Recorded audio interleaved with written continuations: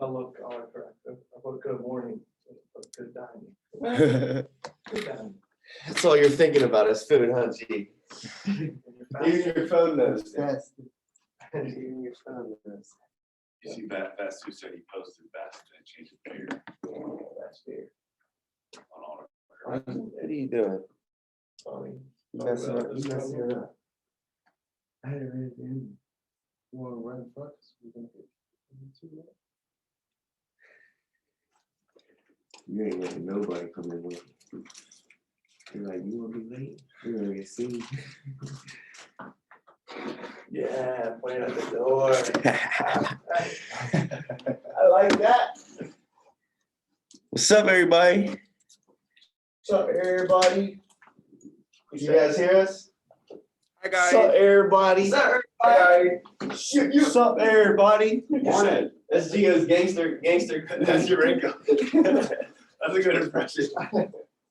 Where's Mr. the arm. Vena? Yeah, the arms. Where the mouse? Oh, Josh got the mouse. I got the mouse. Look at this. He got the mouse. No one's in the waiting room. Oh, no. Joey? I use this unscented one. Oh, you're gonna do it, G. You gonna do it, G. That way we look at the big screen. So, bless you. Thank you. What's up, girl? Thank you, see you. Oh, you? All right, somebody's on the. I got the computer. I got it. Two people just showed up, so that's a good thing, right? He's like texting me saying, I think Nate's gonna do that to me today. Yeah, I'm gonna do that to you. Beat you. I pulled up your pen company. Check this out. Put this wire right through the middle of the table. Yes. I was gonna put this in the track.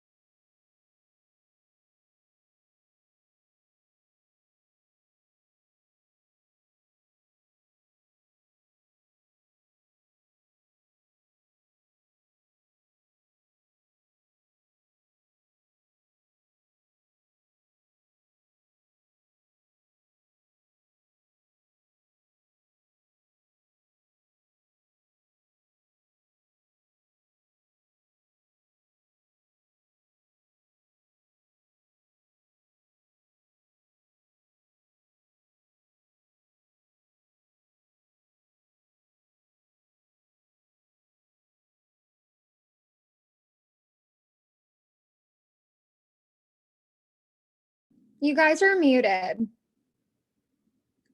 You're muted. Okay, Okay. how about now? Yes? Okay.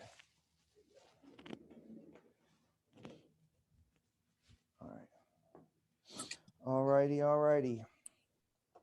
Let's wait 1 second till we get, who we waiting for? That's it? That's it?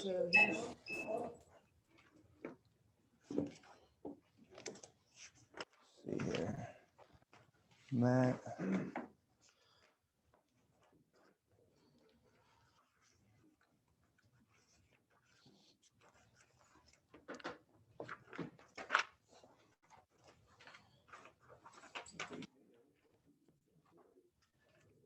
The Uber, because he had an Uber here. Javon. Okay. Who's he live by? The guy in the middle. Huh? The guy in the middle. Okay. Is he supposed to take him? I don't know if they arranged that last night. Yeah. I told him last night. They both said, You told him what? "Stay in." Yeah. And you knew that Javon couldn't drive. So why don't you help him plan this out? It's called On the way here, guys. So on the way here, I was like, time is what? Time is money, right? So if you are poor with planning your time, you can't get mad when your bank account is poor, right? Because time is money. So that is the key, the absolute key to unlocking everything. And what's scary, guys, is when you get put into a level of leadership. If you have poor time management, you are going to cost your people a lot of what? Money. A lot of money. Okay? So as the leader,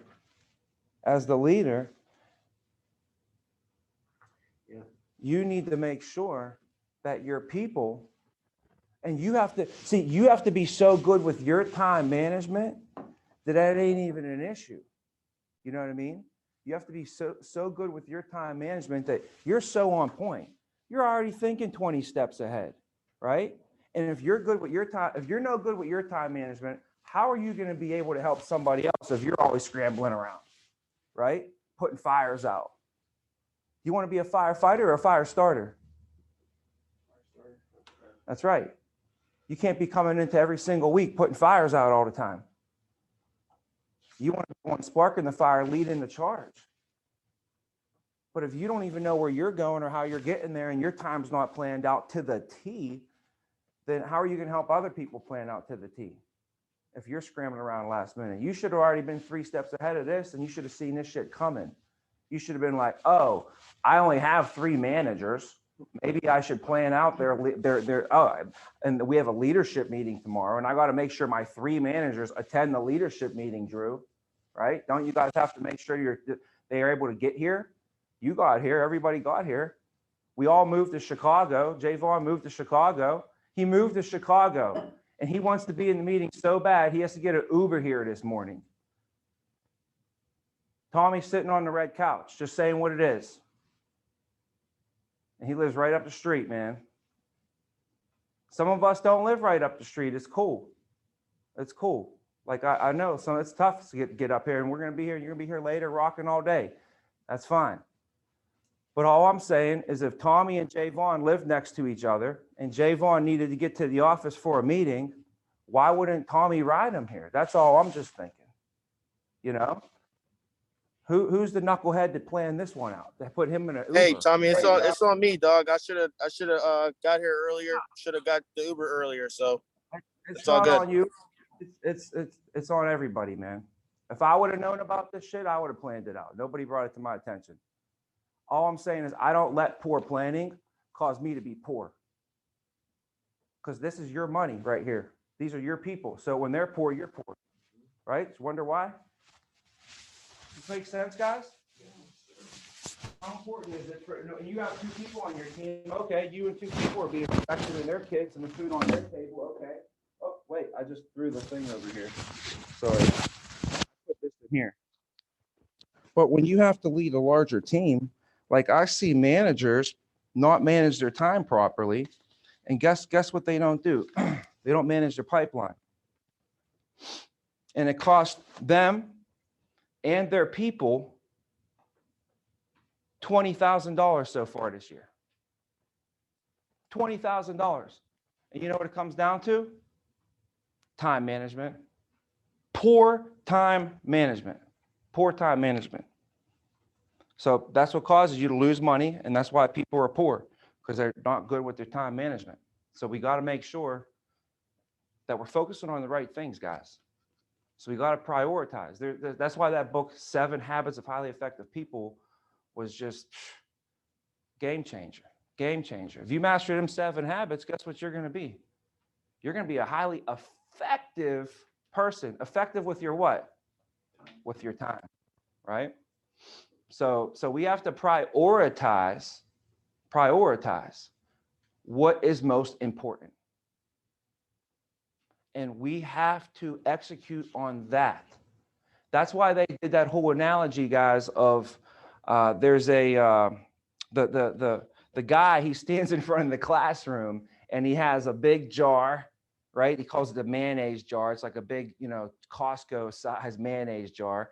And he says, I got to fill this thing. And he got golf balls, rocks, pebbles, like little pebbles, and then sand, right? Yeah.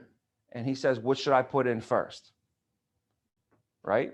If he puts the sand in first, then he puts the pebbles, then he puts the rocks, how many golf balls is he going to be able to fit in there? He ain't going to be able to fit them all, right? So the golf balls are the important things. You seen this before? Yeah. You all seen it, right? So the golf balls are the important things. The rocks and then the pebbles, they're the medium things. They're important, but not as important as the golf balls. And then the sand is the minuscule stuff, right? And if you start putting all the minuscule stuff and doing minuscule stuff throughout the week, right? And you focus on medium importance, at the end of the day, you're not going to get the most important thing that you needed to get done this week, get done. It's not going to get done this month.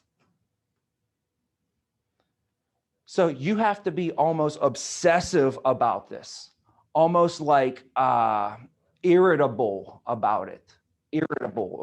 Like if somebody impedes on your time, you need to be pissed at them for taking up and wasting your time on stuff, because we're trying to go to the next level. I can't be talking about first grade stuff with you again. This is second grade and you're making me go back to first grade and go over first grade stuff with you? How are we going to get to eighth grade? How are we going to graduate? Right? So you got to get almost obsessive with your time, to where you spend so much time planning your time, and then someone's going to come in. Dude, I spent all Sunday planning my week out. At this time, I'm supposed to be here doing this, but you have me here doing this. You messed up everything. I spent 8 hours on Sunday planning this all out for you to mess it up. So on my way here, this was all on my heart. All on my heart. And boom, we got a live example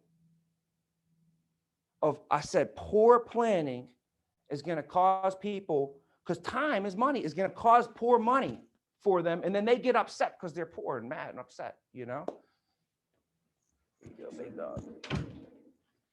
So what I said is I was like, I bet the managers are not planning their time out as efficiently and as best as possible. I bet, right? So what I do is on Sunday, plan out the week, So what I'd recommend you to do, what I'd ask you to do, is to send me your schedule for the week I just wrote down. on Sunday. Start sending Tommy's schedule. You wrote that down right now. Before you- Gio, so Gio elected, before I even said that, he said, I'm going to start sending Tommy my schedule on Sunday. Why did you even put that on there, bro? Because I was thinking what you were thinking, and I feel like if I send you my schedule, you'll tell me proactively there's something that I'm not utilizing my time properly with. Yes. So Gio is said, the reason why is because he said, if he sends me the schedule, if I see something that's wrong on it, he said, I'll be able to tell it to him proactively so he can get it fixed. So what he's saying is, here's what he's saying, guys. Ready? This is what I heard. I heard this. I heard that I'm hungry and I'm humble and I'm open to coaching. Right? Just like the stuff in this water, in this bottle over here. What's your stuff called? H2O. H2O. Humble, hungry, and open to coaching. 2 H's, 1 O.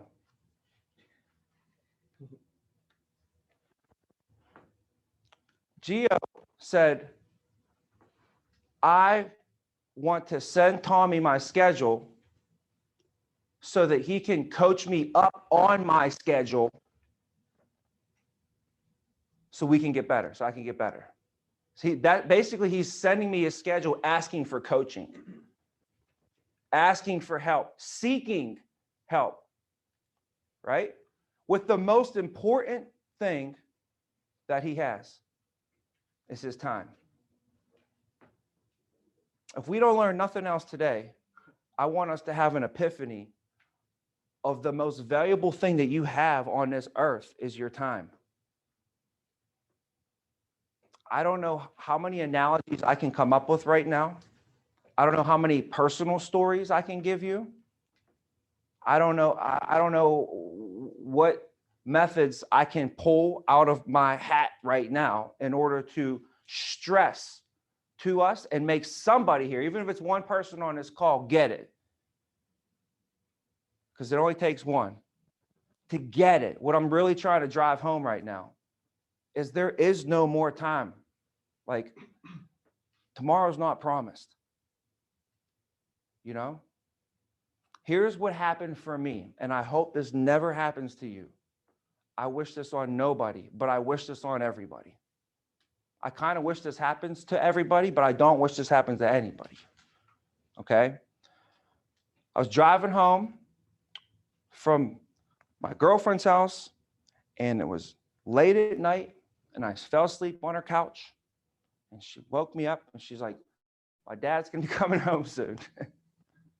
So I'm like, and I could have stayed there, but I'm like, I really don't feel like waking up this morning, you know, because he gets home from in the morning like 6, 7 o'clock in the morning from work or wherever he's at. Like, I really don't feel like sitting at the coffee table, kitchen table, you know, looking at this guy, right? So I'm like, I'm gonna get out of here. So it's like 3:30, 4 o'clock in the morning. I'm just gonna drive home. And dude, I drove all the way home, and I was probably less than a mile from my house on McKees Rocks Road. And I start like drifting off to sleep, you know, and I was doing everything I could do. So I was blasting music. This is what happens. You blast the music, then you put the windows down, then you stick your head out the window, then you smack yourself a couple times, you know, and you're like, I'm gonna make it, I'm gonna make it, I'm gonna make it. And I fell asleep.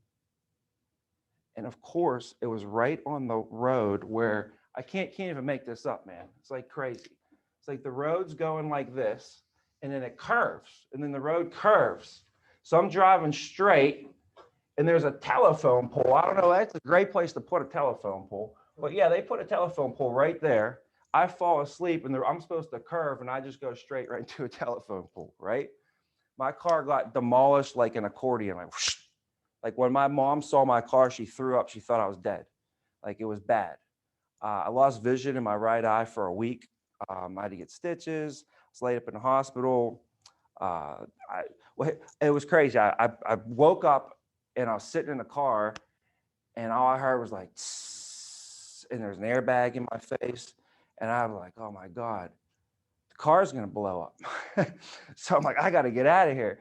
So I'm like panicking. My foot was stuck in the car, so I couldn't get out. Right? I was stuck. It was jammed in there. My leg was crushed, you know? So I ended up going crazy, and I ripped my leg out, and I ended up ripping like a big hole in my foot. So I had to stitch that up. And then I tried getting out of the door, and I couldn't. So I'm like, I'm stuck. Like, this is gonna be the worst ever. So then I jump and I climb out into my back seat, and I climb out the back seat, right? And then I start I'm like, I got to get away from this thing before it blows up. That's all I'm thinking. I'm like, I don't know, maybe I saw too many movies.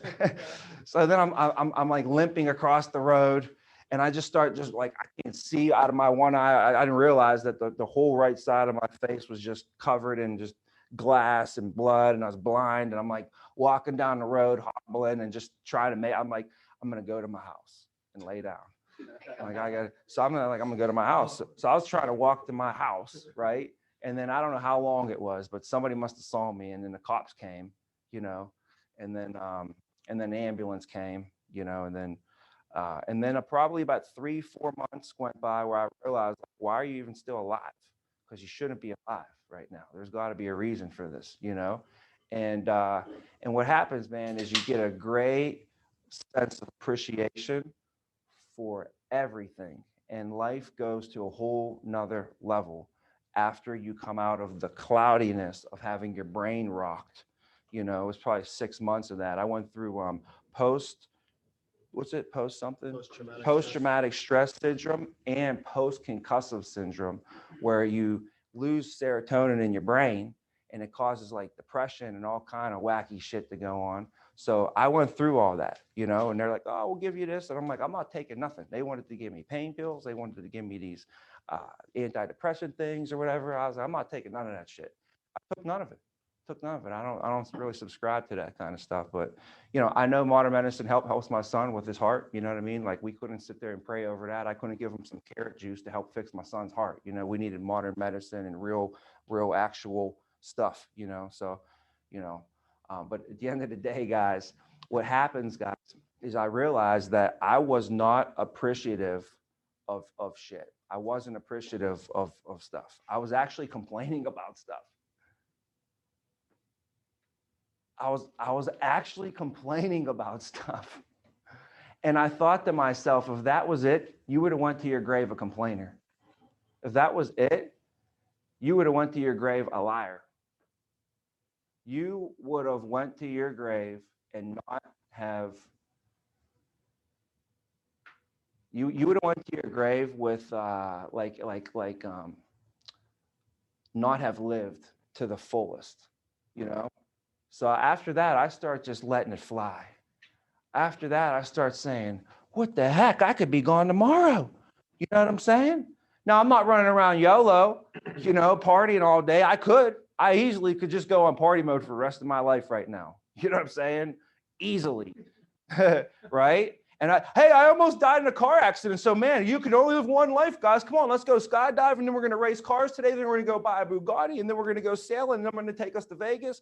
Like I could do that for my family, but that's going to teach nobody nothing. And nobody's going to get better. We'll all get worse, you know? So what I learned along that shit too is be highly, highly appreciative, because I literally have only 24 hours in a day. So like if I wanted to try and add up everything that I need to do and everything that I need to be appreciative of, there's not enough time in a day to sit there and just be thankful for everything that I have to be thankful for. So like I had to tell myself like, bro, where are you finding time to even be negative? Like where are you even finding time to do that shit? You know? So like I said, I don't want nobody to take their car into a telephone pole today just to find out, you know, what it's like to almost die and then come back to life and then have a greater appreciation, because you don't really know what you got until it's gone, right? And you don't know what you got until it's almost taken from you. And that's when you start to really appreciate the things, and then the birds start chirping and you appreciate it a little bit more, you know? So I can relate to Eric Iglione when he said that, but I was nowhere near the situation that he was in. He said, Tommy, literally, I saw myself I was laying in my bed, and then I literally was pulling from my body, and then I was able to look down and I saw myself. He said, Tommy, it was insane. And he started getting teared up with me, you know, in the parking lot as I was leaving. I'm saying, like, I was never forget that. But so I can relate to stuff like that. So anyways, when you do that, you end up realizing the time, the minutes, the seconds are so important. And if I don't plan them out, you know, if you don't run your week's going to run you. Who runs your life, man? You know, take control, take charge, whatever you want to have happen, write it down, put in your schedule. And that's what people do. They don't make, they say, you know, the most successful people don't even make to-do lists. They just put it in their schedule. So the thing is, do you even have a schedule to put the stuff in? And here's the thing. I have a whole video I did on the grind thing. It's like most people don't plan to fail, right? What do? They fail to plan, right? And why are most people failing out there? Because I guarantee you they're not planning.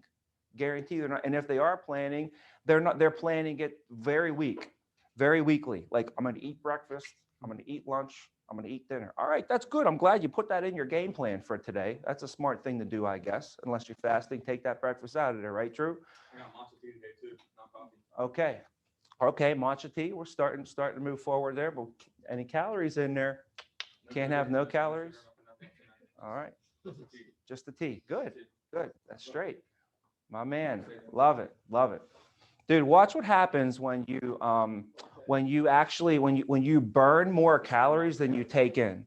That's a simple thing. Like, now it's not all about that. I did a lot of, and they said it's not as simple as just, make sure you burn more calories than you take in and boom. It's not just, there's a lot more that goes into it than just that. But for me, I try and keep things as simple as possible. It's like, as long as I'm burning the calories and I'm not taking in tons of calories of unnecessary shit, right? Should be good. It's pretty simple, actually, guys, So, but what were we just talking about? Oh, the plan to fail thing. Here's the thing, right?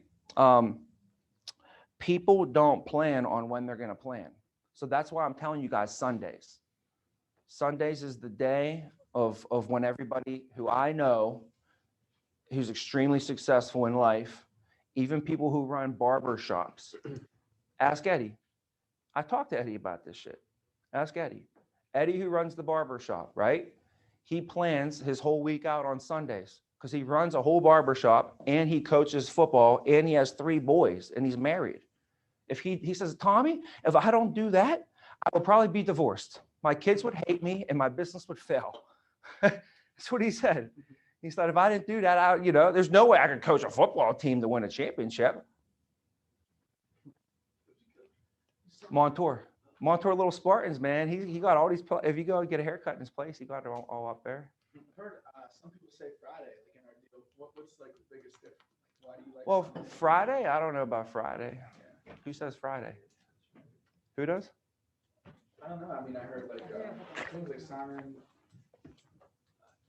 Like just some of the managers from areas. I feel like. Never, bro. I run the whole deal with areas. What are you talking about? So Sunday's the best day. Yeah. I don't know. I swear. Call Marcus Smith. Call up anybody.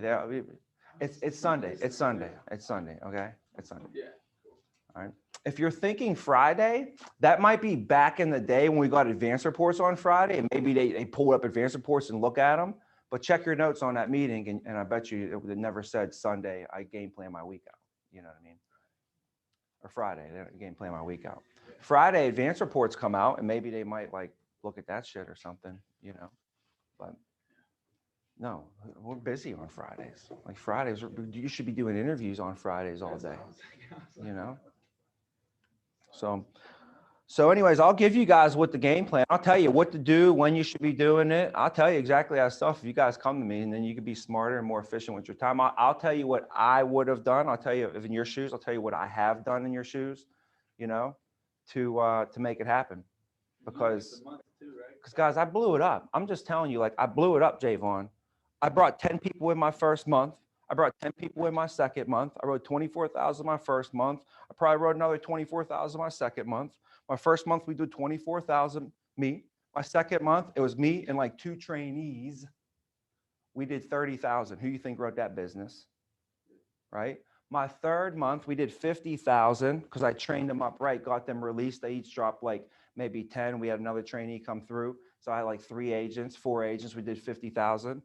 My fourth month in the business, I had 13 submitting agents on my P&P that month in my fourth month in the business. 13 submitting agents in my fourth month in the business when I was 25 years old. And we did 70,000. Can I show you how to do it? Does anybody want to do it, or you don't want to do it? Because it's hard. It's not easy. But I can show you how to do it. Or do you want to wait 2 years to get there?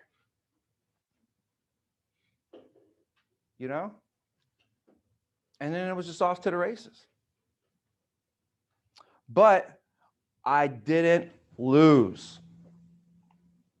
I didn't lose 1 single week that whole time. Every single week, we executed. We didn't miss our target.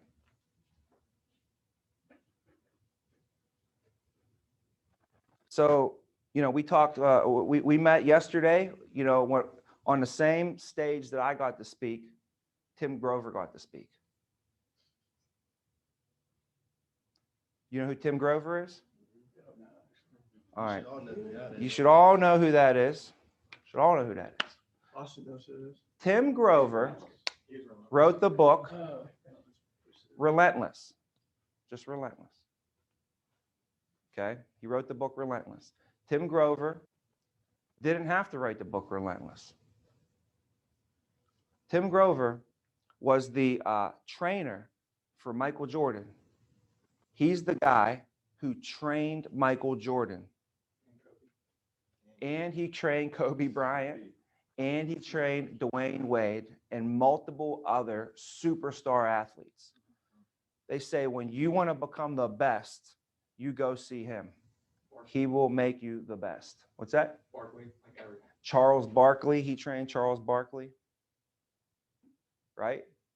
And he trained Michael Jordan so hard that when they were done at his retirement, like Michael Jordan went to him, he went to Tim Grover. He's like, if I ever see you on my street again, I'm going to shoot you. Like, you know, he's like, you trained me so hard. I don't ever want to see you again, please. So Tim Grover decided after this to write a book to detail the differences that he noticed in Michael Jordan versus some of the people who weren't. And he noticed there's 3 categories that they come in, right? There's a cooler, there's a closer, and there's a cleaner. Okay? Here's what will happen.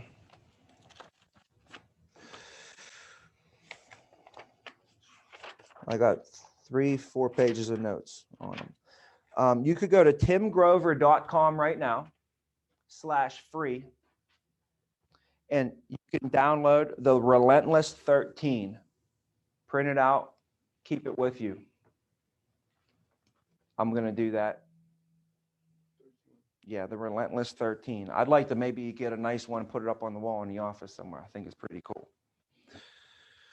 But that would also mean that we would all have to subscribe and listen, and at least I listened to the book. He reads it himself, but you can also buy the book. I recommend everybody to do so. It's great. You learn a lot. I mean, it's the guy that trained Michael Jordan. So the cooler guys, the cooler is the one that thinks too much, right? The differences. Then he said the closer will analyze and then attack. The closer will, but then the cleaner is the ultimate. The cleaner doesn't even have to think.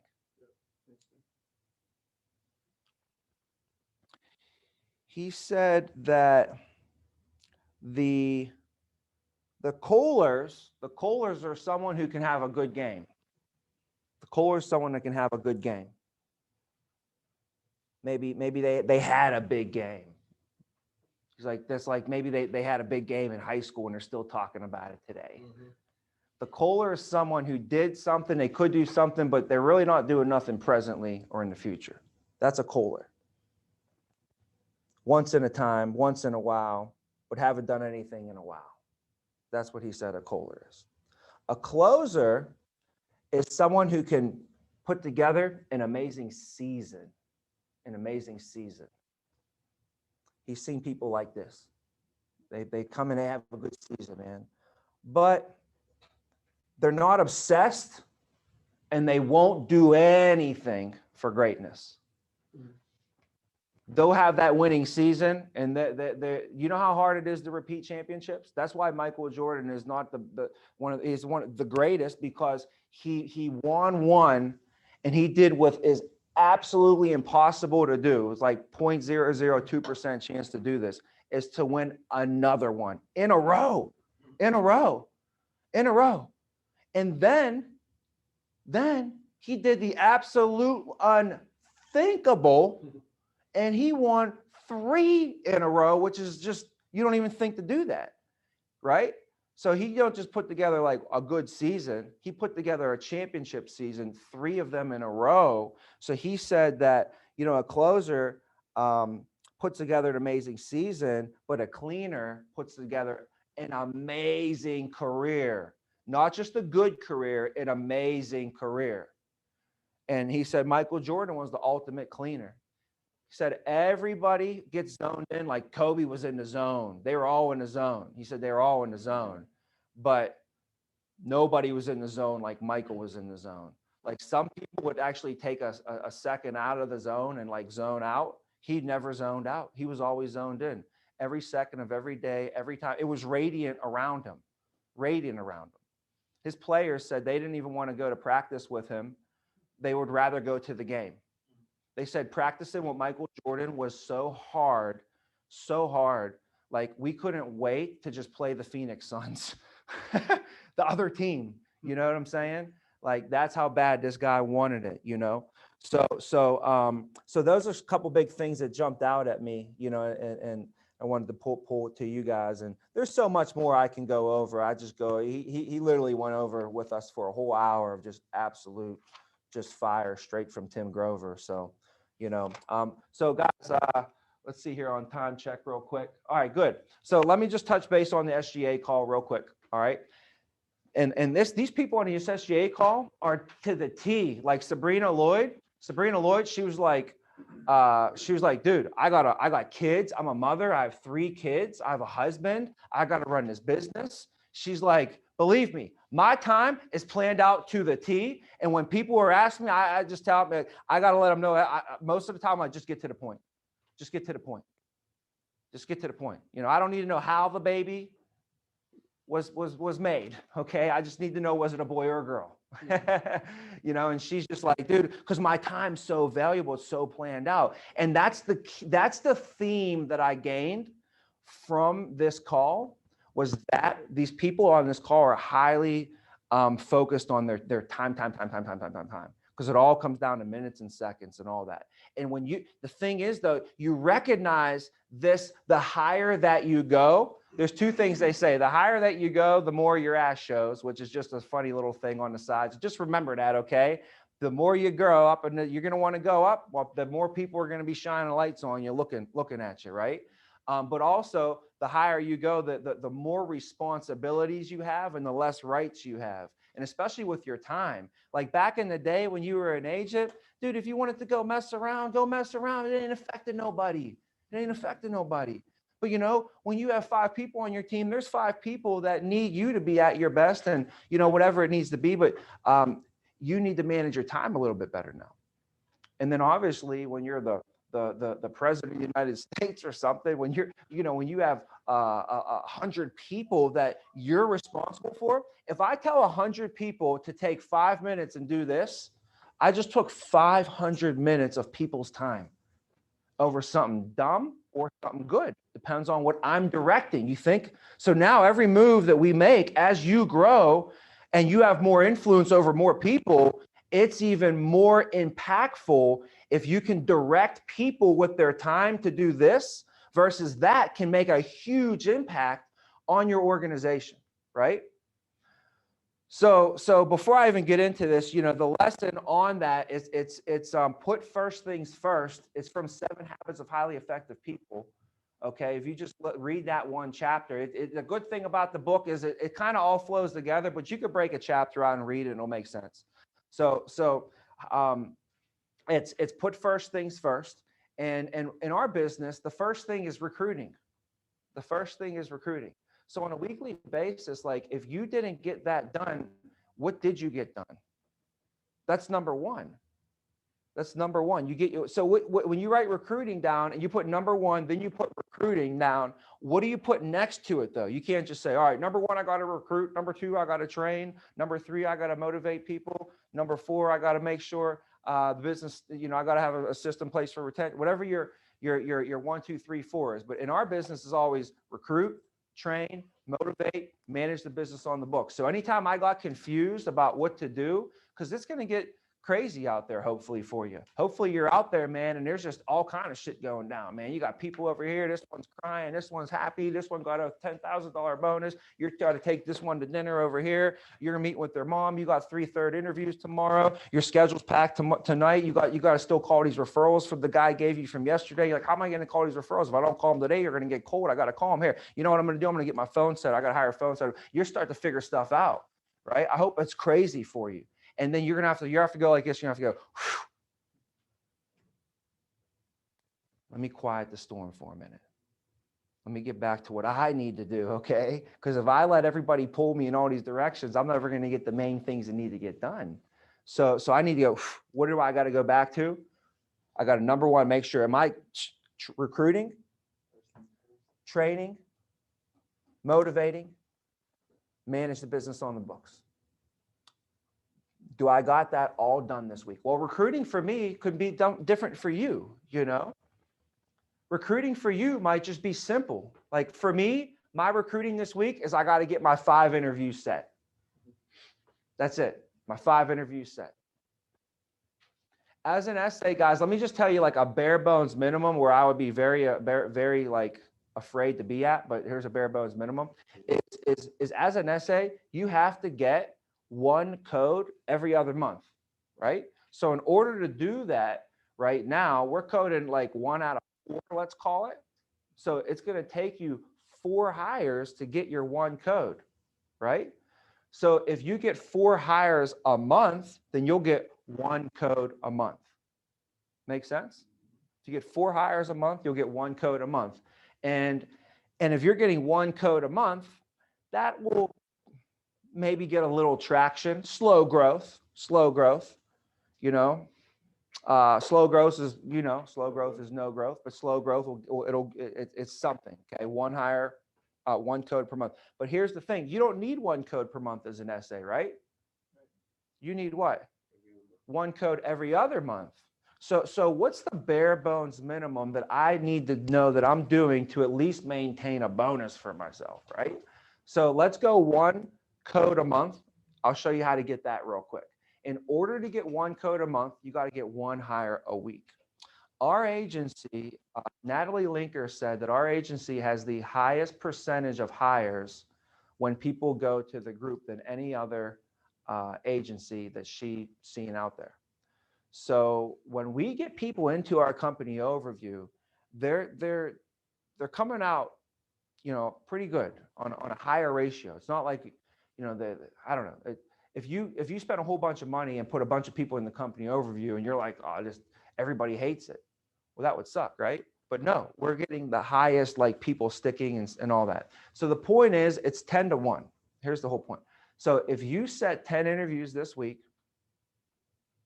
if you set 10 interviews, you should get about 1 hire. If you set 10 interviews, you should have 3 people at least go to the company overview. Now that it's virtual, it's a little bit higher ratio. Before, if I set 10 interviews, 3 would show. I'd have 10 interviews on my schedule. I'd put a suit and tie on. I'd be in the lobby. And I'd be like, say, hey, anybody show for me yet? Right? How many times have we done? Josh is laughing right now. Because that was our every Tuesday, every Wednesday, and every Thursday. We were all suited and booted. And we all had our little lists with all my people who were set for the day. And I had to give it to the lady at the front, right? Which was Allie. And Allie would have all of our lists, right? And then they would come and check into the office. Hi, I'm John Smith. She's like, okay, who are you here to see? Oh, I'm here to see Mr. Vena. And she'll be like, oh, and she highlights it. And then Josh would come up, say, oh, you here? Okay, great. And he'd do the interview, you know. But we have 3 out of 10 would show up when it was in person. Now that it's virtual and they have to go on to just a log on, it's a higher ratio than that, okay? But if you have 10 people set, that typically would get you 3 to 4 into the group, and you'd end up getting about 1 hire off of that, okay? So if you can set 10 interviews a week, that'll get you 1 hire per week. So now we know if we get 1 hire per week, we know that's going to get us 1 code per month. And now we don't ever have to worry because we need to get 1 every other month. And if I'm getting 1 per month, then I'll never even have to worry about being like, did I get it? Did I not get it? Did the business get telechecked? What if Marvin needs to get 1 code every other month? So he got one in what was last month? March. He got one in March, right? He didn't get one in April, right? So now we're in May.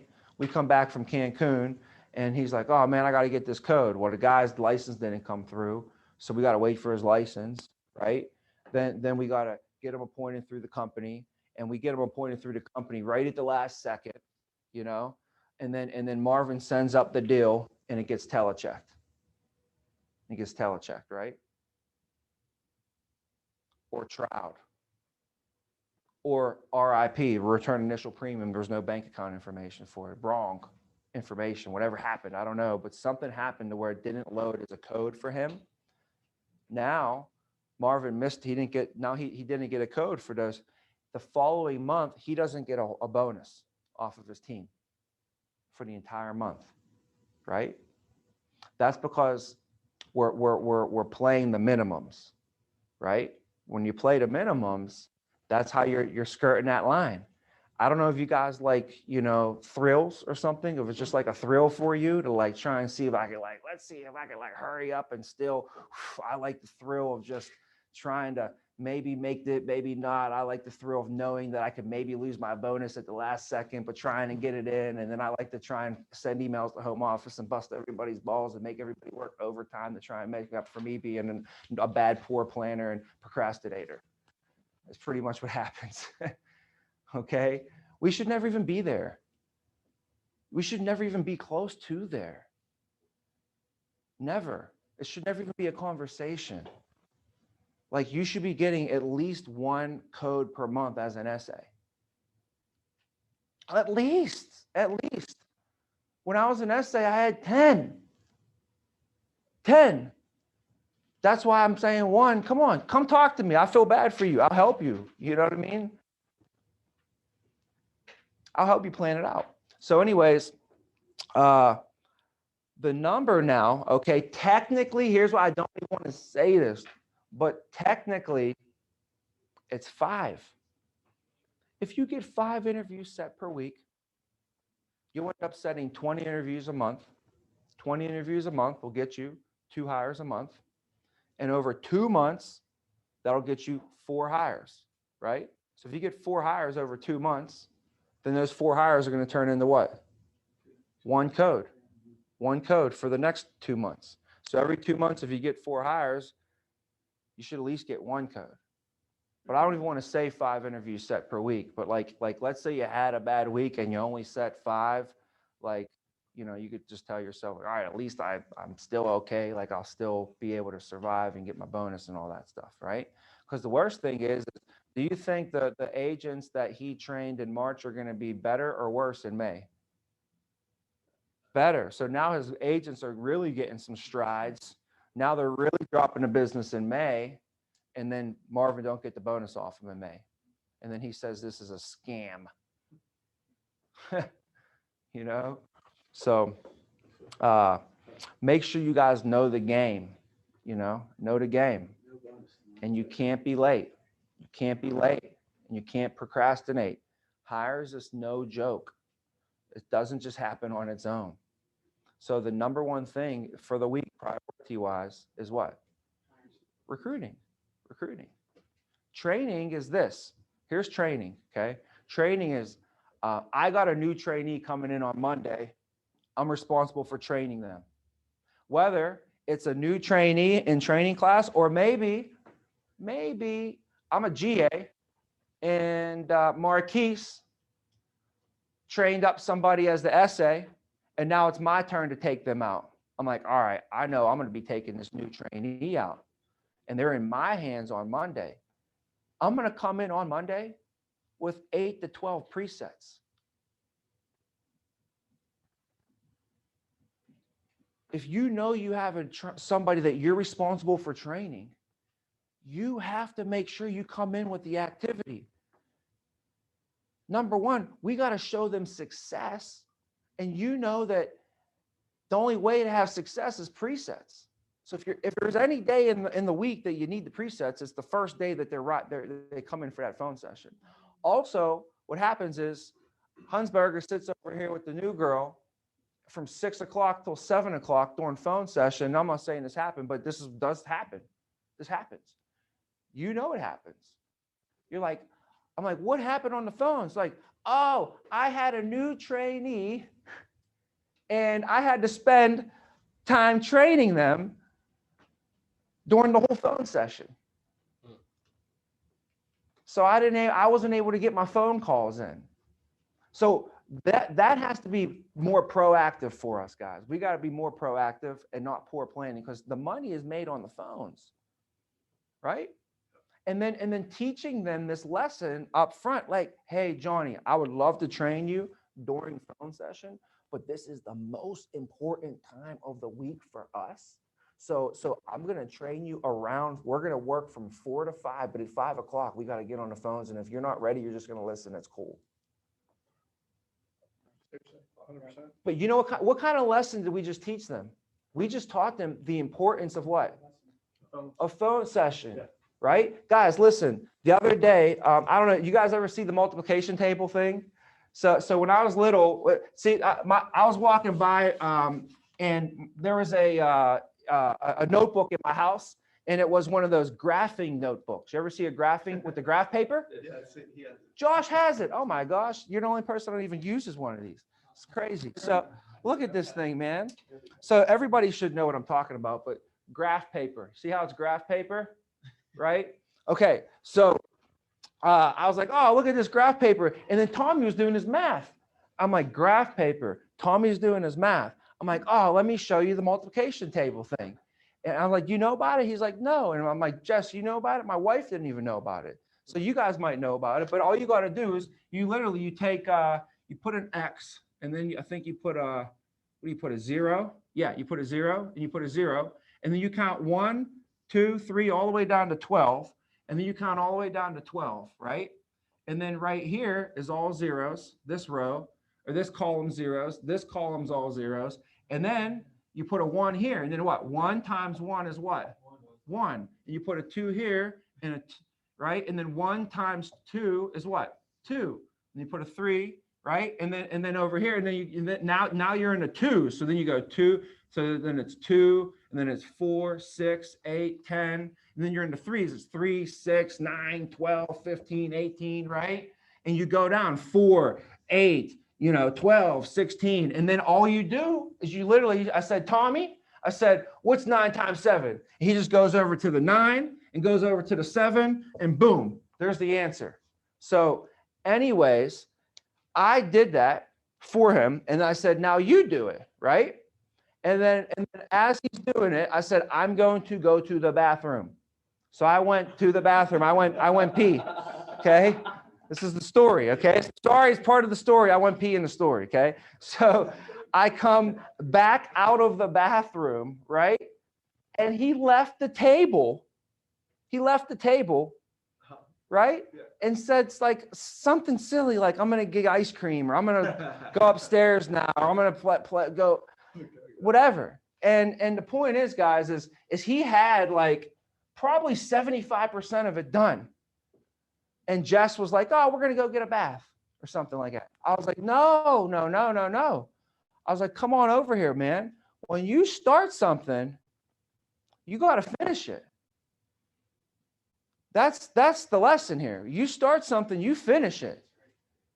That's the whole thing, Tommy. So we're going to do this. And then we sat there, and I sat there with him, right? And when you get to the end, it gets harder, because now you're going like from 9, you have to add up all the 9s. I'm making them go by 9s. Then making them go by 10s was easy. Then 11s was a little bit harder. 12s, he had to figure all the 12s out. And at the end, I said, look at this, man. Isn't this cool? What kind of lesson did we learn? He's like, oh, it's cool how you can do it. I'm like, the biggest lesson that we learn here today, family, is that when you start something, you finish it. And I kept going like this. I kept circling the X. I said, Tommy, when you start something, what do? You finish it. That's the lesson, Tommy. Does this make sense to you? So whenever you start, whenever you begin, if you start to do something, you finish it, and you do it all the way till the end, until it's all the way done, the best you could possibly do it. Okay? That's the lesson of the day. So the math thing's important, but the lesson behind it's even more important, right? The phone session is important. To teach them how to set the appointments is important, but the inherent lesson is what? Nothing gets in the way of phone session. Day 1, lesson 1, nothing gets in the way of phone session. Let me show you how to make some money in this business. And it's not sitting here talking about how to set appointments. It's setting appointments. at this time. Does that make sense? See how cool you can teach lessons like that? And that all that is sticking to the system. That's just sticking to the system. And all I think about it when I do stuff is if everybody was doing what I'm doing, what kind of successful organization would we have? If everybody was doing what I'm doing right now, what would this operation look like? Everybody be smoking cigarettes in the back. Everybody be, drinking beers. Everybody would be, whatever. Some people, if that's what it was the case, that's what it would be. Everybody would be late. Everybody be missing calls. That's why leadership's important, guys. We have some people that I'm trying to develop in the management and the leadership. And one of the biggest things is just letting them know that you can never put yourself above the team ever. And then, I never put myself above the team, right? So why would I ever let somebody come into my organization and put themselves above the team? Right? The problem is, though, is if you put yourself above the team, you're going to let other people put themselves above the team. But, dude, I sacrificed. I had to miss shit. I had to miss stuff that was important to me in order to be there for the team and not myself. Like, you're talking to somebody that when my grandfather, my best friend on planet Earth, was dying in the hospital, I was at the meeting. We had a leadership meeting. That's who you're talking to right now, ladies and gentlemen. So if somebody wants to bring some weak shit over here, bring it to me and let me tell them the story about that. Let them tell the story when my grandmother died. The only reason that we're even here today and this agency even exists is because she came to this country with nothing, 2 bags. She died. Her funeral was in the morning. I went to the funeral. She's laid out in the morning. She's laid out in the afternoon. Everybody went to lunch in between.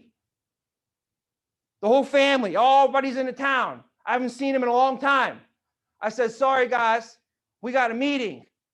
I left the funeral, all dressed in black, drove to Cranberry, rocked the house. I ran the meeting. I told everybody about the power of residual income. Probably better than I ever told anybody about in my life. I wish I had that shit on film. In fact, I was thinking about calling Logum and asking him if he still had it. And then I went back to the funeral home.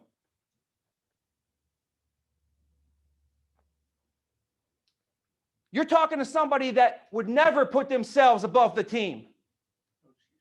No excuses. Anything was the word that Tim Grover used. Anything. Cleaners will do anything. When you say anything, there's limits to your anything. You'll do anything, but then you won't do anything. You really won't do anything. You won't do anything. You'll do up to a certain limit, but you won't do anything. I'm talking about, test me. I'll sacrifice whatever. I don't care. I already proved it.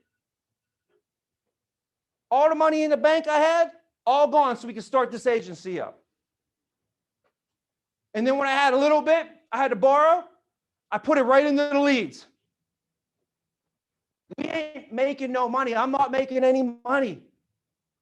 I live off my residual income, guys. I could have started this small. I could have got us a teeny little office and started this small, and I'd be profitable right now. But I got us the big office, got us all the leads, so that you guys can blow up. But until we're doing $100,000 a week, we didn't do nothing. We're not even in business yet. So they want to give us these quotas. Our quotas are garbage. So when we do 9,000% of quota, we should do 9,000% of quota. Our quota's like 30 grand or something. That's why I don't get that excited. But for our agency, the people who are new that don't know what's going on, we gotta build that up. We gotta make it big. Let them know, dude, we still are number one in this entire company right now. We are number one with percentage of performance factor. And I could be riding my high horse and acting all good, but that ain't gonna pay the bills. That'd be like putting a quota on faith. Quota, your quota is 200 a week. ALP. Oh my God, I did 700% of quota. Okay, you wrote like what, 1,400? Does that even pay your bills? Does that make sense? So I got to be real with you guys. Until we're doing $100,000 a week, $400,000 a month, we ain't even close to even getting started. But yesterday, the CEO of the company, I'll tell you guys at the same time, because I want to tell everybody how awesome that we are doing compared to where we were 1 year ago, and compared to anybody else who would have done this shit, nobody would have been able to put this shit together like we just did. This is very special soup that we're making here. Did I tell you the soup analogy last time, right? You know, there's not one special ingredient that makes this whole deal. It's not the leads, it's not this, it's everybody here. And that's why the soup tastes so good. That's why it's coming out so good right now. Sure, we got stuff to work on. We got stuff to improve on, you know, but the nice thing is just this is the beginning. This is the first like level of everything. But so yesterday, no, this was Tuesday. They asked me to speak in the SGA meeting, right? And they wanted to know, you know, what do you guys do for your releases? What do you guys do for keeping your first 3 months agents productive? What are your managers doing to help keep their agent retention? You know, keep people from quitting, leaving. So one of the answers was personal recruiting. That came up a lot yesterday. Teams that have personal recruiting, their teams end up having more agents, stay more longer, and do more production. So, you know, don't forget the easy way, the easy ticket that just kept coming up, right? The other theme that kept coming up in this meeting, guys, was asking others and working with others. You know, not staying in your zone, dude. Like if Josh and Javon, only talk to Josh and Javon, they only do their thing, you know, why wouldn't you be reaching out to Gio and Reich and Hunsberger, and, you know, Hunsberger and Drew should be sharing ideas, and you guys should be sharing ideas all the time, like all the time. That's why if you talk, every person who spoke yesterday, they all were like, everybody was like, well, what I've been doing has been working really well for me is I've been doing this. And the thing is, I actually got this from when I was talking to this person over here.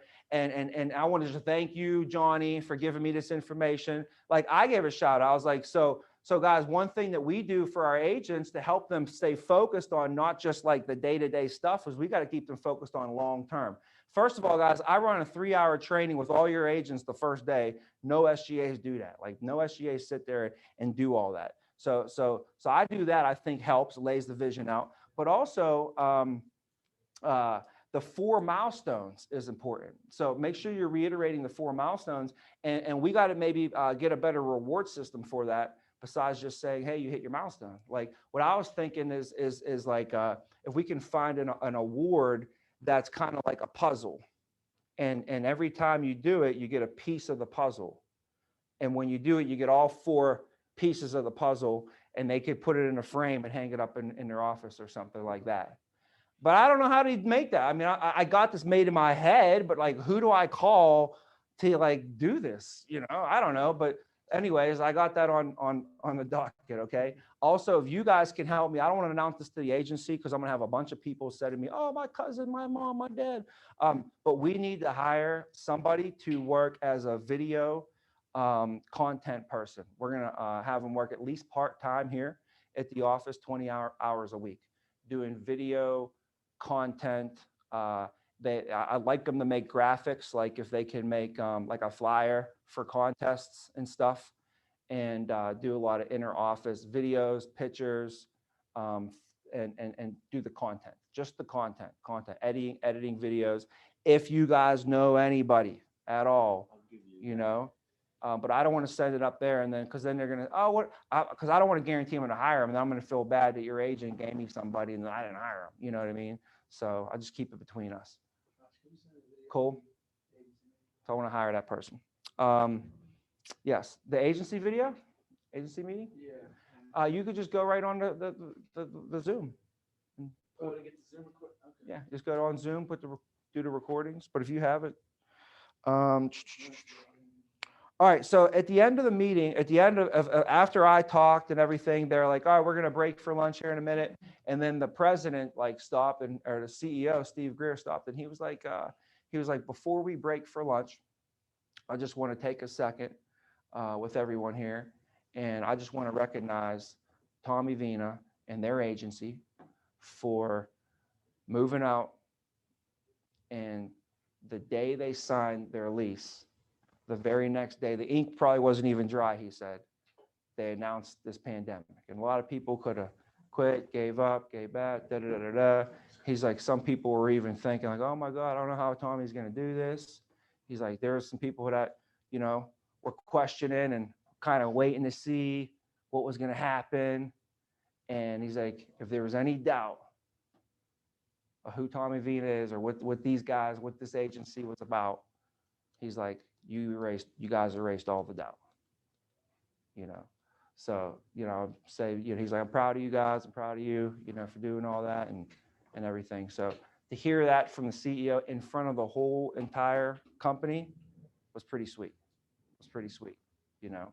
But like I told you, I'm not going to run around here and be talking about that for the next 6 weeks. You know what I'm saying? Because that's not even close to where we need to be. You know, so I want to apologize for dropping the ball this month. I know what to do and what not to do. And I did something that I should never do. Okay. And I said to you guys, I said, I don't really care about the ALP. I don't care what you do all month. I don't care what we do the first week. I don't care what we do the second week. I don't care what we do the third. But the last week, we got to rock it. And I don't know why the heck I said that, you know, but you guys literally everybody took me serious. And as a coach, I should never, ever downplay the severity of every single week that we have. We only have 52 weeks this year. And because of me, we lost 2 of them. The first week this month was horse shit. Just so you know, if Tom Brady had a game on Easter, he'd be playing a game on Easter. I didn't go home for Easter. Not during championship seasons. You know, there's college kids right now. You know that I didn't get to go home for Thanksgiving because I had to play college football.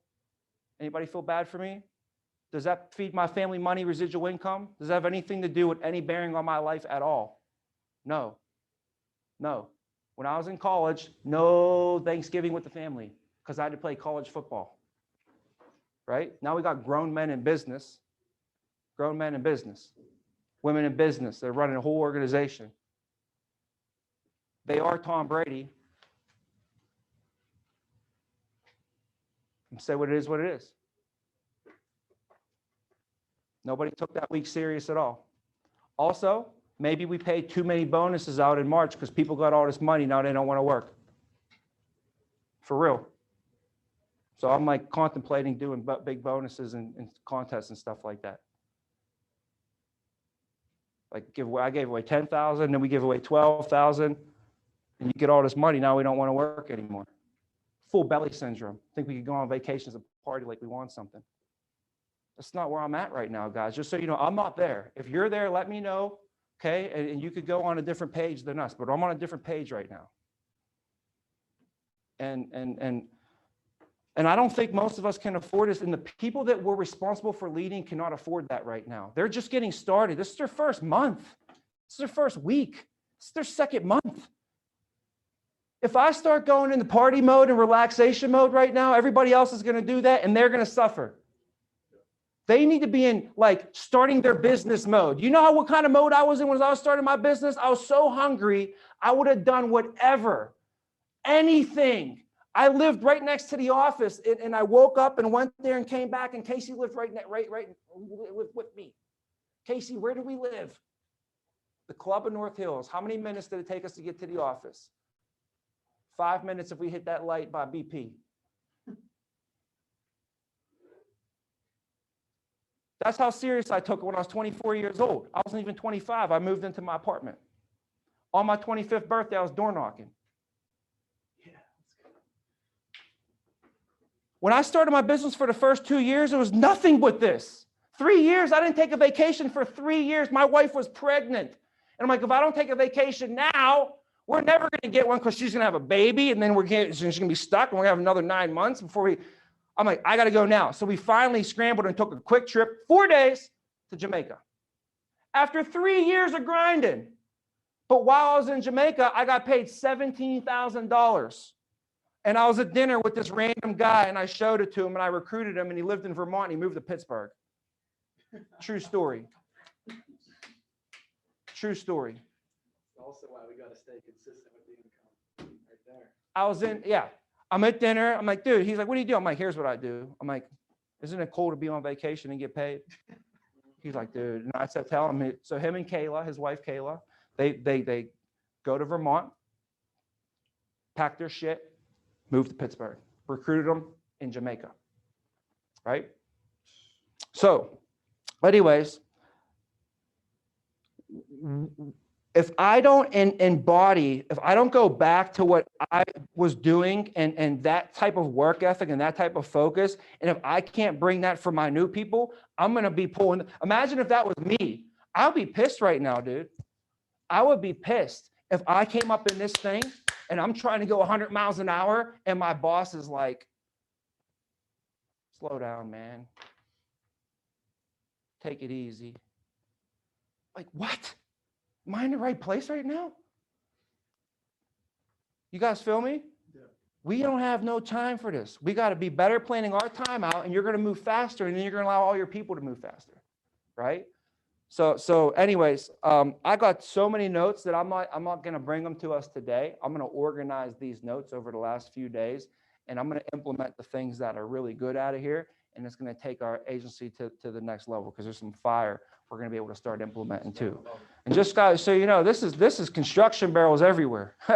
You know, there's construction barrels all around this place. When I bring people and I tour them, I'm like, yeah, we're just getting started. You probably can't see them, but there's construction barrels all around this place. All right, we're always building, we're always growing. This is just the foundation. This is just the beginning. I've been saying that for 12 years. I took somebody through the office 8 years ago and showed them that office. And I was like, yeah, this is our office. You probably can't see them, but there's like imaginary construction barrels always around here. We're always building, we're always growing. This is just the beginning. And I would tell them when I was at this office, this office, and now this office. Does that make sense? You know, and you should have construction barrels on you all the time as well, right? This is a work in progress. Men at work, women at work, right? Hey, cool thing for the Women Wednesdays, just by the way, they are going to take it to another level now. Okay, they're going to call it. Let me get it. No. It was. Oh man. What was it? Didn't I just tell you? I told you, Vince. I told you, Vince. It kept the same acronym. It's like women something. Women. Oh, WIN. Yeah. Women's Initiative Network. It's going to be called the Women's Initiative Network. And what they're going to do is they're going to start expanding it and having, they're going to be looking at, because they got money, you know, Globe got money. So they're going to be like trying to get, athletes and different, superstar women in business and entrepreneurs and different women, superstar athletes to come on and talk. So, I'm excited about that. Thought that was pretty cool. Company got some really great things up their sleeve, guys. Wow, man. One thing I realized is this company has just a crazy, it's like a brotherhood, a sisterhood at the top, and everything rises and falls on leadership. So Globe Life, what I was told yesterday from Rick Alta, he said, man, you want to be able to trust people that have integrity and that they're honest. And he said that Larry Hutchinson, who's the CEO of Globe, is one of the most honest, trustworthy people. He said, what's nice for me, guys, and this is SGAs talking to other SGAs, right?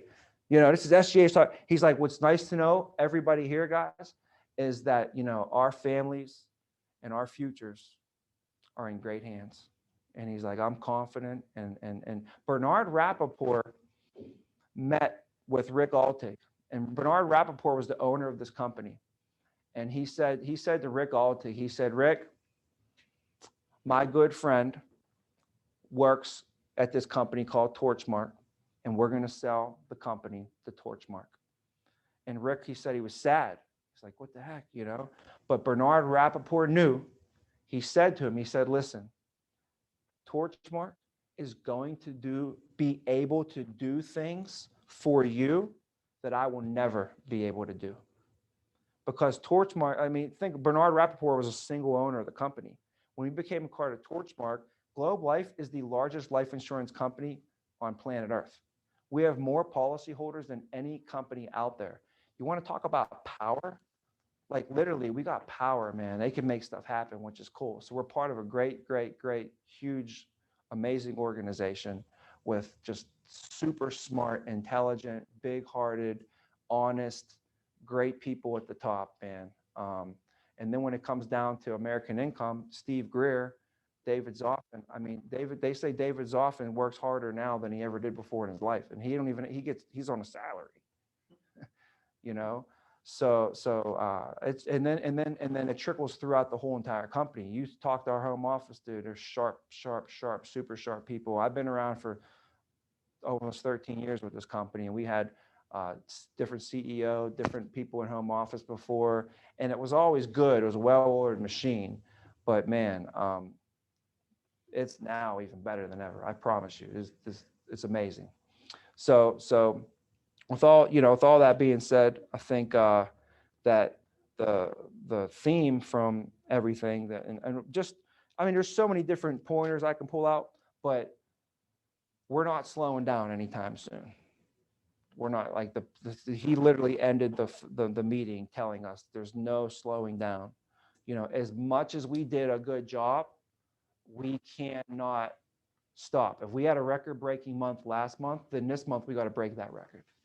And then if we had a record-breaking month that month, we're going to break that record, okay? And we're not going to stop. So what's nice to know is the people at the top are not stopping, and we have so much more stuff up our sleeves. It's like you're killing it, and you didn't even use half your playbook yet, right? Just so you know, we haven't even tapped into like half the stuff, not even half the stuff of what I know that we can do. But I can't give you the whole playbook. If I gave you all the stuff that I know over the last 12 years and we had to implement it all right now, we would be like trying to do everything and got nothing done. So I'm giving that to us one thing at a time until we get these things down and get these systems in place and all these processes, you know, and the main things are in place right now. So it's just cleaning things up, getting sharper, adding more systems, adding more procedures, you know, and you should look at your career like that too. Like right now, you got certain systems and procedures in your life. Well, tomorrow it should be, your machine should become a little bit more complex tomorrow. You know, your business, your machine should become a little bit more complex the following day. Every day you add a little bit more into it, a little bit more into your day, and you change it around and stuff, right? So, all right, I don't want to hold us any longer. Hopefully this was good, you know, coaching, good stuff to go over for us today. If I could just let you guys know, leads, we're going to do leads today. So get your leads organized. Tell your team real quick, say, hey, if you got some stuff you got to do with your lead packs, like if you got to call people or, you know, code some stuff out, please tell them to get that stuff done this morning. Edgar, probably I'd say around 11 o'clock, he's going to start pulling them, right? And then probably by like 2 o'clock, I'll be able to start putting them back in. And then hopefully they'll be done by around 4 o'clock today. Okay. What else? Anything regarding leads? That's pretty much the main thing. People, if you want to save somebody, you know, set them as an appointment. Like if you, Yes. you got follow-ups and plans for leads. So that's a good point, Vince. You know, Vince makes the point that if you have an agent and they have a lead that they don't want to be pulled out of their lead pack because they have an appointment or they need to call them back, mark them as a set appointment and it won't get pulled out. If you do set callback appointment, we'll take it out. Yes. Does it? No. No, callback counts as appointment. That's what I thought. Oh, okay, so you can set it as a callback appointment and that won't come out? You sure? Yeah. Okay, all right. On the schedule, and that little Great. dot, that little So you drop can down. set it as an appointment or set it as a callback appointment and it won't come out of your lead pack, right? This is huge to educate your agents on because, we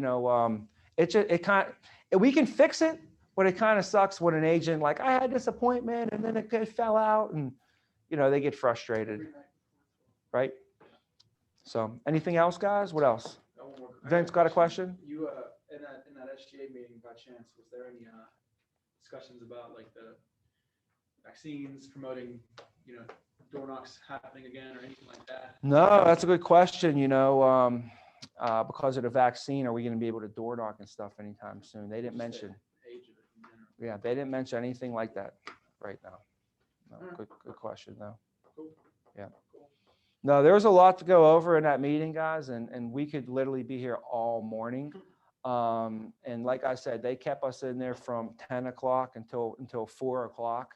And they gave you a couple 5-10 minute breaks. They gave you a 45-minute break for lunch. That when Tim Grover talked, he talked before lunch and went over. So I'm like, oh, they'll just extend it, the thing. They're like, oh, well, he ate into 15 minutes of the lunch. So we're still starting on time. So make sure you guys are back here. You got about 29 minutes. That's what they told us, So and I'm thinking like, oh, the SGA's probably had lunch ordered into them and everything. Anyways, it's not like, the SGA's really don't run around and do that type of stuff. But what was the point of that? You're bringing up how there's so much more that we can talk Oh, about. yeah. The point of it is, I just want to let you know, there's 2 days. I mean, there's 2 days worth of stuff that it's like it was jam packed in there, and there was no breaks. So literally, I could be in here for days upon days, going over that stuff. So, and it was all fire. So can't wait to bring it to you. Speaking of fire, we need to be some fire starters in here. We need to light this fire up. We have enough managers on the call to rock this weekend. We're going to need about, we're at like 20 some thousand and we need to be at 80 this week to catch up. So we need like 60,000 over the weekend. But if everybody here as a management team, does like 2,000, that's like 40 grand right there. And then if we could get the rest of the agency to do 20, we're good. So if everybody here does 2 over the weekend and everybody in the agency does 20, which is like not even 1,000 a person, then we should be fine. And the key is if we lead from the front, which last night, guess what was on as the kids were going to bed? Gladiator. Yes, sir. Gladiator was on, right? And I was showing them, I was like, hey, there's the Coliseum, guys. Remember we went there? So it's pretty cool. But anyways, that's what we're going to have to be, some gladiators to lead from the front. Because if you get your numbers this weekend, they're going to get theirs. And then the last thing is for planning purposes. This is something we can't wait until Sunday to plan. But we got to plan the week next week. So today, you got to make sure you're going to do 10,000. Here's my game plan, and you write that out. If you're going to do 19,000, here's my game plan. I'm going to write that out. If you have an agent on your team that's going to do 8,000, sit down. Here's their game plan. Write it out today, so you can start formulating, so they could start letting this soak in, and they could start coming and being creative to make it happen. Because if they start thinking about the vision, they'll be able to start pulling things from the universe over the next few days to help them, and become more equipped and prepared to make it happen. You know what I'm saying? Like if I know I got a wedding to go to and the theme is yellow, right? And I know that 3 months from now, the wedding's going to be going on, the universe might one day I might be walking down and might throw a nice little yellow hanky that would be like, dude, that's perfect, right? And I saw it and I was able to throw it into my repertoire, right? So if you know the game plan, if they know the game plan this week, over the next few days, they can start throwing some stuff that can help align them, to make it happen. Yeah. All right. What meetings are going to go on next week? No, great call. Yes, Gio, man, great call. So, speaking of planning for next week, speaking of this plan for next week, what we have to do is we have to take all focus and put it on ALP. When I was in the field, I swear to you, I'm not making this up, and I'm glad Josh is here for witness, okay? When I was in the field, me and Justin went out. We went 18 for 18, every single day, our first appointment started at 8 o'clock in the morning. We told our appointment setter, set me in 8 o'clock. But this was in person. Why? Because I needed a reason to be out in the field. And when I got out into the field, it put my brain into the field. And I wasn't focused on nothing else but the field. So I had 8 o'clock appointments set every day. Every day. And if we didn't have an 8 o'clock, we were door knocking. I swear on everything. If I'm lying, I'm dying. Please, please, please. I do not lie. I can't lie. I can't. It's after what happened to me. You heard about what happened to me with the car, right? Can't lie. 8 o'clock in the morning, me and Justin are in the car, right? And we're like, all right, you go door knock this one. I'm like, you door knock this one. I'm like, all right, I'll do this one, but you got to do the next one, right? I'm like, all right, fine. So anyways, I ended up winning the battle. So Justin had to do the door knock on the first one. And this is 8 o'clock in the morning. I got a video. I'm sitting in the car, like videotaping this guy, you know. Justin's walking up to the door, 8 o'clock in the morning. Why were we knocking on someone's door? Because we didn't have an appointment. We didn't have an appointment. So we had to go make it happen. You know, our appointment setters were calling. We had all these door knocks to do. Let's knock these suckers out, man. Right? This was Wednesday morning. This is Wednesday morning. I'm the partner. I'm making $1 million a year. I'm a partner. I already arrived. I already done this shit. I already proved myself to everybody multiple times. I had nothing to prove. Right? But I had to be the general. I had to go out there and spark the deal. When they saw Tommy and Justin dropping 18,000 for the week, I better get going. Right? So the point is, every day I was so zoned in. I said, Simon, I'm not getting any hires this week, just so you know. Don't get mad at me if you see no hires. I'm going to all ALP every day, 8 o'clock in the morning. I'm going to be out in the field 7 days in a row. We were out there every day, Sundays, 8 o'clock in the morning. I would meet Justin. The only thing I did that week, since I was gone all week, it just so happened to be that we were leaving the field at 10 o'clock from Swickley, right? And we end up finding we bought these flowers earlier in the day, right? And we took flowers home to our girls, and then we went to the bar and got them a beer and had a drink with them at like 11 o'clock on Saturday night. So we even threw that in there too, to be good husbands along the way, making no excuses. You know, yeah. So the point is, we got to go so zoned in. I'm talking about the zone, guys. You got to go zoned in. There's nothing that matters.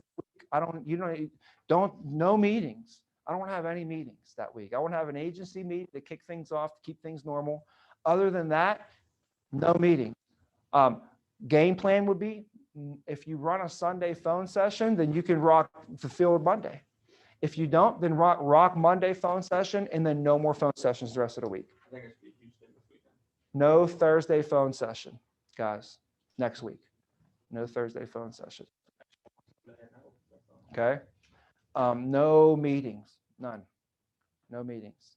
Now, what I wanted to ask you guys is what I was going to do is I was going to have a couple guest speakers in the morning, every day at either 7:45 or 8 o'clock in the morning. Entire agency, 5, 10, 15-minute pump-up call with guest speakers from around the company. So, I got Matty D said he would hop on one. I got a couple other people. Yes. So we could sprinkle that every day. Every day. Every day. 7:45 or 8. And then training. 15 minutes. Playing the video for training class. Training class, if we can do it live, if you want to do it live, you can do it live, do it live. If not, we'll play the video for training class. I'm cool with that. So if you have a day that you're supposed to run training class this week and you have a video of yourself doing it, that's the same thing. I have no problem with you guys playing the video, okay? All right. But yeah, sorry, this took a little bit longer than planned, guys. But everybody has some questions, all good questions, And hey, no time spent planning is time wasted or bad time. All right. But just don't be planning when we're supposed to be working, and don't be working when you're supposed to be planning, right? All right. Thanks, Tommy. guys. I'm guessing next week at the end.